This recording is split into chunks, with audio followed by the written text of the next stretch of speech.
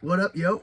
Cheers, dweebs. Welcome back, or welcome to the Power Dweeb. If you haven't been here before, I review Lightning Collection figures, Power Rangers news, production news, all that good stuff. Today is going to be cool. I'm going to be talking about something that's pretty much out of my wheelhouse thus far, as far as content goes. This is some Power Rangers Lost media that I personally have some little morsels of myself, and you can't really find it anywhere else. So stick around. Let's get into it. Like, comment, subscribe, all that good stuff. If you do all those things, you can win a figure from me, and I'm dying to give these things away. So let's go, boys and girls.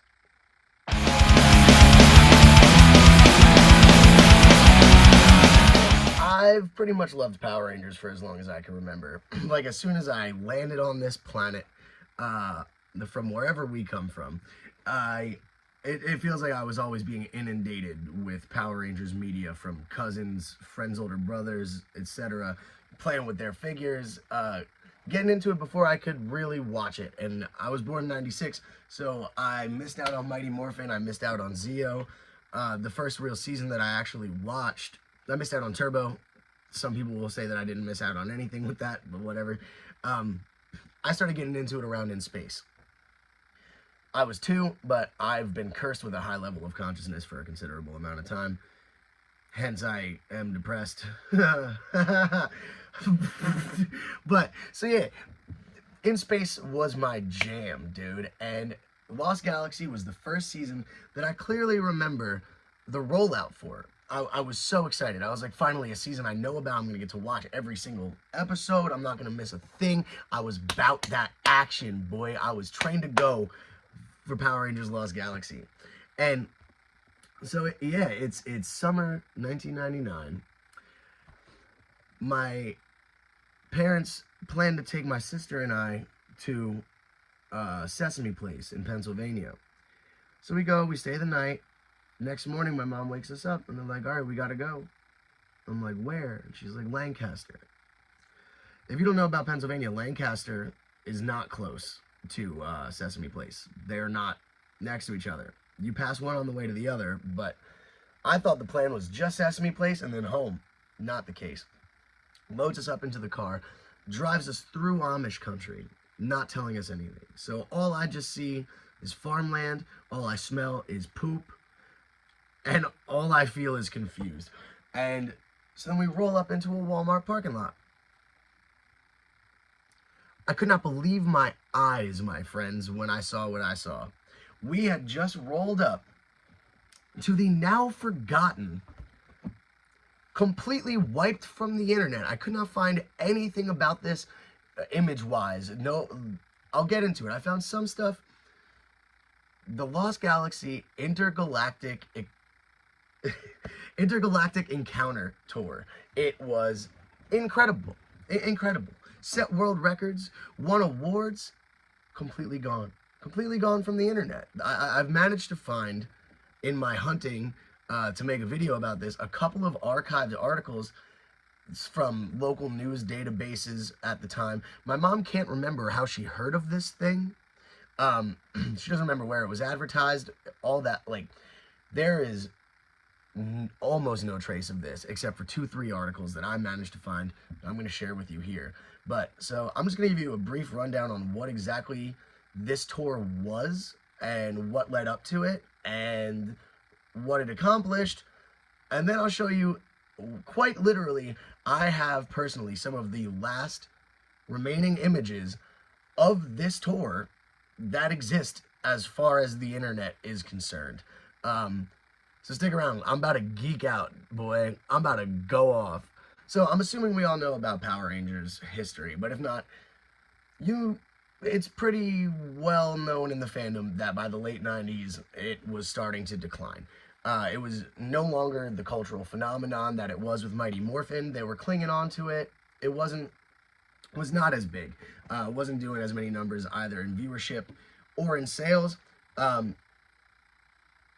Tie in that now, after In Space, it's the end of the Zordon era. It's introducing the Sentai tradition of continuously overchanging cast members, Plot lines are not necessarily tied into each other. All that good stuff, or bad stuff, depending how you feel.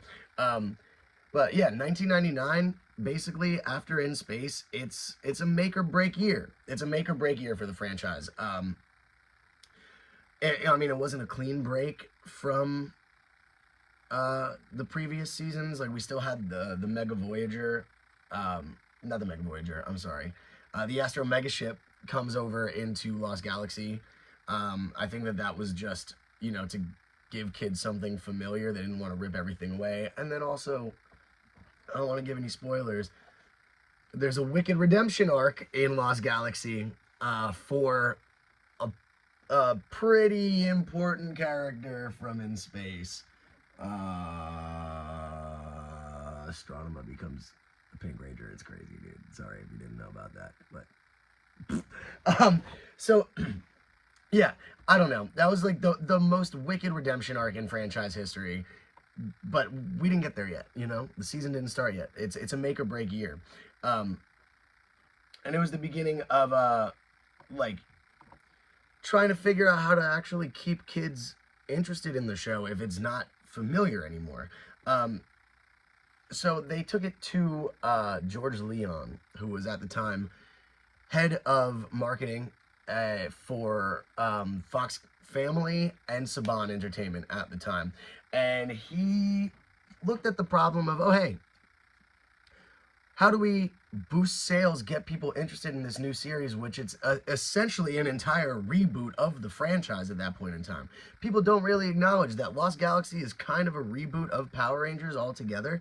It stripped bare everything that we had before and set a new foundation. That's a reboot in my opinion, even if it's all still the same canon. You know what I mean. New generation, whatever. So yeah, George Leon was like, we got to think big. And they thought big. They thought Guinness Book of World Records 50 city promotional tour big. So George had made plans for In Space. There was a touring virtual reality ride in 1998. They did something similar with Time Force later on, much smaller scale. I'll get to that later. But so yeah, there was a touring virtual reality ride. Got kids souped about it, the franchise, and then they go into the store and have their parents buy them stuff. But so, yeah, he was setting his sights on doing something more with Lost Galaxy because, like I said, these stakes are so high. He said he set his sights on accomplishing more, selling more, and making a truly one-of-a-kind retail-tainment experience to promote the newest season.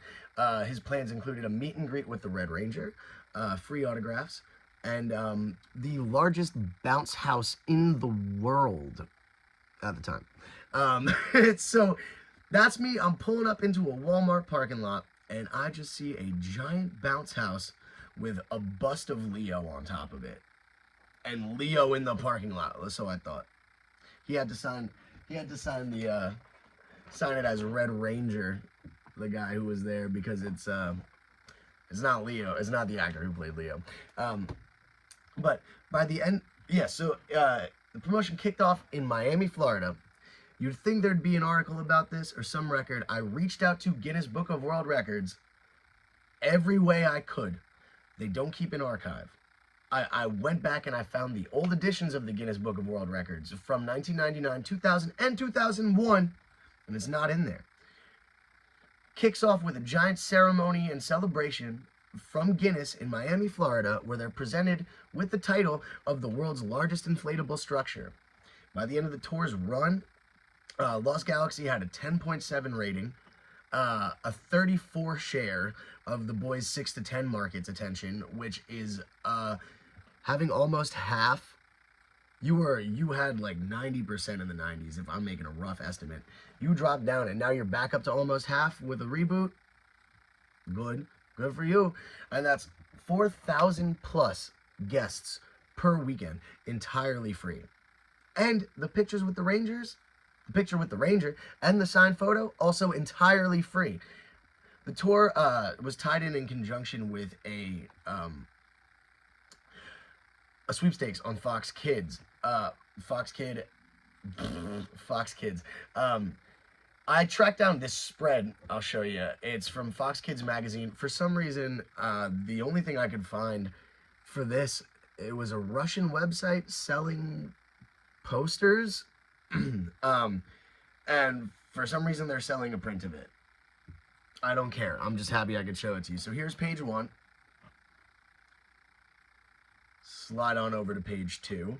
But so yeah, the concept of the sweepstakes was to watch the first 3 episodes of Lost Galaxy. They give you a code word in the episode during a commercial break, and you write down those 3 code words and you mail it in. I miss those days, man, of the mail-in sweepstakes. I managed to find also, with the help of some friends on Reddit, an original commercial that aired to promote this sweepstakes. So check that out. Galactic. It's a new Power Rangers Lost Galaxy adventure. Enter Fox Kids Intergalactic Encounter Sweepstakes. Win, and we'll have the world's largest inflatable bounce land in your town for a space jump party just for you and your friends. Plus, you'll win lots of new Power Rangers Lost Galaxy toys. 1,000 others win a talking Galaxy Power Ranger. To enter, watch Fox Kids for 3 sonic clues. Write them down with your name and address and get them by March 5th to Fox Kids Intergalactic Encounter, P.O. Box 4030, Beverly Hills, 90213. The original plan for the winner of the sweepstakes would be for them to be able to have the bounce house inflated at their own home, which George Leon, kudos to him for this. He realized, oh, only rich kids could win that, because the average American child, their parents do not own enough property for them to inflate the world's largest inflatable structure in their backyard. So he changed it to wherever the child chose, wherever the winner chose. And they'd also get Bandai's entire toy line. And the Rangers would all come and greet you and show you on inside. Yeah, it was so successful that in addition to the world record title for inflatable bounce structure, it won multiple industry awards for marketing, which makes it even more weird that there's no evidence of this basically on the entire internet. It won the Industry Choice Award for Best Promotion of the Year, and it won a Reggie Award, which I'm not quite sure what that is, but good for them. The bounce house came in, it was 5,000 square feet, made of 10,000 yards of fabric, and held together by 3 miles of thread. I cannot conceptualize a mile of thread in my brain, let alone 3. It contained 38,000 cubic feet of air and weighed 6,600 pounds. And the inside of it was incredible from what I remember. Obstacles, climbables. My mom hated it. She had to go in with me. I asked for her help on this video because there's no photos of the inside at all on the internet, anywhere. It drives me crazy. She says she suppressed the memories. I wish I could show it to you, but I can't. So that's why we're here. Despite the success of the promotion in terms of the industry accolades and consumer trend data, there is nothing. I went over the Wayback Machine, newspaper archives. This photo here that my mom took is quite literally one of the only photos you can find on the internet that is not tethered directly to Fox marketing materials. It begs the question, like, how could something so important, so vital to the continued success of the brand, how could it be lost to like data offloading? It doesn't make any sense. George Leon said himself he wanted to create the weirdest zero gravity environment for kids and adults, which he did without a doubt. So much energy put into this, and it is just lost to the ages, like with the Library of Alexandria. But the Denver Post, I found in their archives, I found an article. It's weird. I was about to say they preserved an article. Preserved something. Saying preserved about anything that I was alive for just makes me feel real weird. It describes it in detail, so I'm just going to go ahead and I'm going to read that to you. The quest begins on Terra Venture, a sprawling city inside a spaceship. It then has 4 planetary bounces, according to publicist Devin Velk. You travel from planet to planet. You have tunnels to go through. Each planet has inflatable obstacles, rocks, slippery slides, pylons, rock climbs, and an adventure maze. I remember that maze. It was very cool. Eerie effects are produced by black lights, strobe lights, and an intense soundtrack. I remember going through this thing, dude, and feeling like Agent Cody Banks or something. Like, I was on, like, Lil Dude Mission Impossible. I was skittering and clambering all up in that muh. First, there's Miranoi Moon. Miranoi. Defy gravity as you maneuver through the rough terrain and dark crevices of this distant moon orbiting an unknown planet. Then, there's the interdimensional portal. Deeper and deeper you travel down into the eerie vastness of the black hole on this cosmically cool asteroid. Following that is the Lights of Orion. Can you escape the uncontrollable meteor shower? The starfield surrounds you and is closing in faster and faster. I feel like I remember balls involved here. I don't know. I was 3. I'm surprised I remember any of this. And then finally you arrive at the Lost Galaxy. Things are not what they seem on this mysterious planet. Do you dare venture where even the most skilled astronauts fear to tread? Yes, because I'm 3 and I have no concept of consequences. Let's go, boy.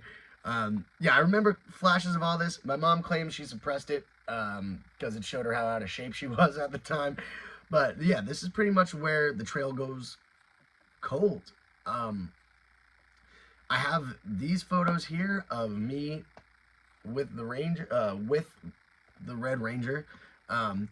I followed him, the poor guy, into a store because I had just missed the end of the cutoff and I saw him, so I just took off running. My mom followed me. Dude was totally going to the bathroom. Totally just wanted to get out of the suit and have the end of his day. And here comes little Jimmy, and I'm like, excuse me? But super cool about it from what I remember, he didn't say anything. I remember being in this store, looking him in his eyes, and being like, hey, Leo. And he's like, and I was like, oh, no, they must be mic'd up on the show, was my headcanon explanation. They did for earlier events like this. Like I said, they did one with Time Force that I went to. Way less ambitious. It was a 3D virtual reality simulator. All you did was basically load into a truck, sit down. They gave you these cool 3D glasses that looked like the Quantum Ranger's mask. Here, you can take a picture. Me, my friend, and my sister with the Quantum Ranger. And yeah, the truck was weird looking. They had a cool but incorrect depiction of the Quantum Ranger on it, which is cool. It looks like it has like a proto-SPD badge on it. I know I'm definitely overanalyzing it. And at present day, there's like hardly any fan interactive stuff going on in the franchise at all, other than going to Comic-Con or Power Morphicon, but that costs money.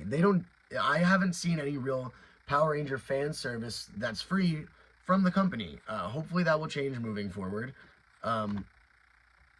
But we will have to see. Hopefully, with the revitalization of the series, in current months at least, we've seen a great resurgence in just pop culture discussing Power Rangers again, thanks to Once and Always. Hopefully that'll maybe inspire Netflix to look to the past to see how they used to treat fans in the Power Rangers franchise. Give us something, please. This was insane to me that this is something that my parents threw me in a car, told me nothing, and I got to pull up and have a memory that stuck with me. I am 27 years old. I have had this memory for 24 years, and I have not forgotten it. I remember it almost clear as day. I remember sweating, and worrying about, passing out inside of the thing, because we had just seen In Sync a couple, shortly. Yeah, man, I don't understand. I mean, it's kind of on par with, Power Rangers, the franchise, forgetting about doing stuff for the fans really at all. in the first place. Like, it kind of makes perfect sense for this to have been washed away. I don't know if George Leon fell out of good graces with the company. I know he shortly thereafter moved over to Sony, and then was working for Sony after this year. So Time Force might have been them scrambling to pick up the pieces of what he had left behind. Man, yeah, the franchise is back. It's booming again. Like, I know it never went anywhere, but we're talking about it in pop culture now. Like, Once and Always on Netflix was huge. I have a lot of contacts on the internet, so it's not like my algorithm is just Power Rangers stuff. I've seen people I never thought I'd see discussing this sort of thing. It's back in a big way, and they can make the most of it and bring Power Rangers back to the forefront of action media. Tokusatsu could now become a staple of adult American entertainment in the way that Marvel Comics has now become a multi-billion-dollar movie franchise. They could do this. You just need to remember what made Power Rangers to everyone. You know what I mean? This sort of thing, like stuff that touches people.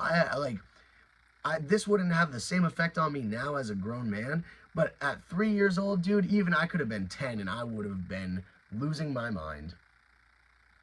And we forgot all about it. They forgot all about it. I didn't. And hopefully they will remember. But yeah, man, I don't know. I just wanted to share this little memory, show you guys something that I'm sure you haven't really seen before or heard about before. We all got our memories, you know? Share your favorite Power Ranger memories in the comments down below. Yeah, I hope you enjoyed the video. Peace and love, dweebs.